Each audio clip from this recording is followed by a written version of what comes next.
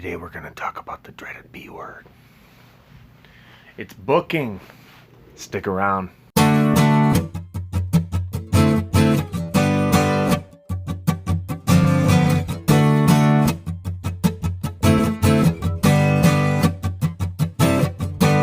bars are all packed and everybody wants to go. All right, that song in the intro there, White Trash Champagne, that's called. That's an original, one of mine.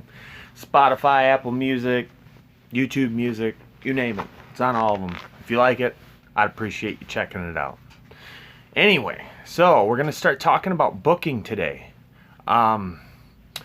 There's a lot in this section, so I'm going to try to keep it as brief as I can, but give you as much good information as I do know from firsthand experience. I've been booking shows, playing shows for the better part of 25 years.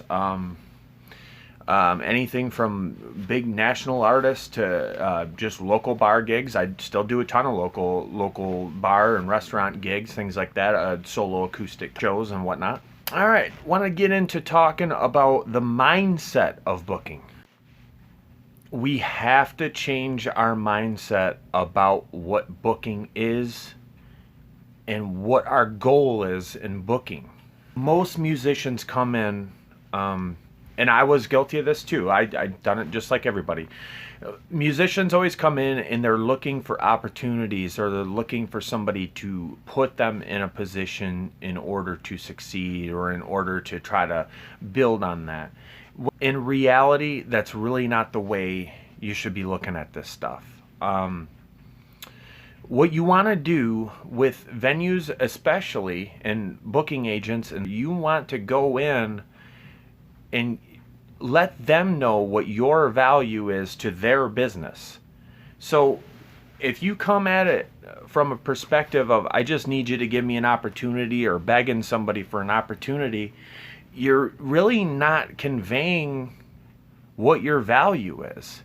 What I mean by that is, if you're coming in and you do have a little bit of a following, say you got 20, 25 people that you think that you could get out to a show, and you're pretty much positive that you can do that.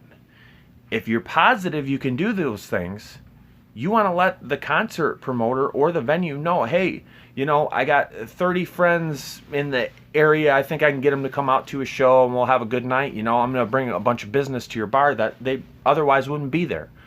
So that's just one small example. Over the years, I've seen many artists, several hundreds, thousands of artists, either speaking about or actively seeking out people to do booking for them. And as a new artist, I think that is the absolute last thing that you want to give up is your booking. The absolute last. Because as a newer artist, you are still building relationships with people. You are still creating your business and creating these relationships and networking. Booking is probably maybe one of the most important things to learn and to embrace if you're going to be a musician, or you're going to be a live performer, or be in the music field. Now, what do I mean by networking? I don't mean go out and approach tons of artists and tell them to check out your music or something like that. That's not what I mean. By networking, what I mean is if you're approached for a show, for a local show, say, you're going out to do a solo gig at a bar, you're already booked, and the venue contacts you about X day. Rather than just flat out turning it down or saying no, go to your friends list, figure out who your people are, who the people are that you respect the most in that area, whoever the performer may be, even if you don't know them. And tell the venue owner, well, unfortunately I am booked that day, but hey, I got a lot of friends in this industry. I can help you guys fill that date. And what that does is that creates a great rapport between you and the other artist, and it creates a great rapport between you and the booker. And you're helping without actually going out and doing the show yourself. So next time that booking comes up, you're going to be one of the first calls. artist needs to fill a date or needs a last minute fill-in, you're going to be the first call. Ultimately, you just want to be reliable, knowledgeable, and you need to have some value to the venue.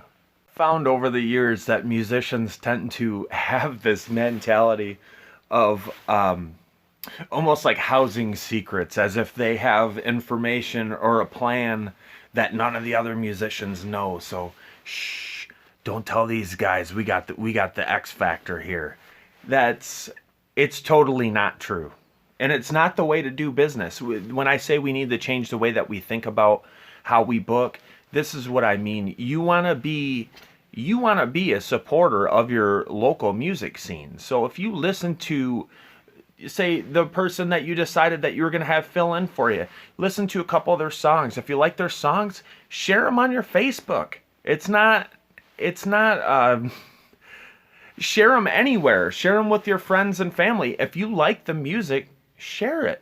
It's just the right thing to do, guys. It's just great for your career. It's great for the scene in general. You need to build a strong, healthy music scene.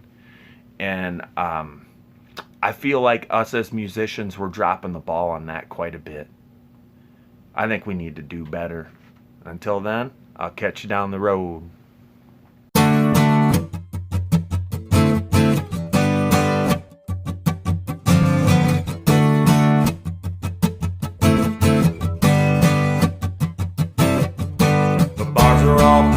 Everybody